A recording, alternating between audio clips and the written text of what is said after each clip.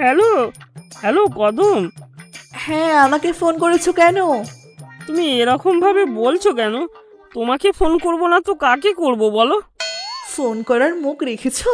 4 দিন চলে আসলাম, পাশের পাড়ায় বাড়ি। এই এতদিনে আমার কথা তোমার মনে পড়েছে? এই কদম, তুমি চলে গেলে বলে পাড়ায় আমি আর মুখ দেখাতে পারছি না। আর বলুন এখন আমাকে নিয়ে খুব ইয়ার্কি করছে। সে তো করবেই।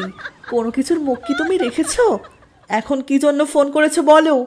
অত ঢং না করে বলে ফেলো।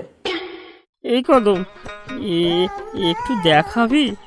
অনেক দিন দেখিনি।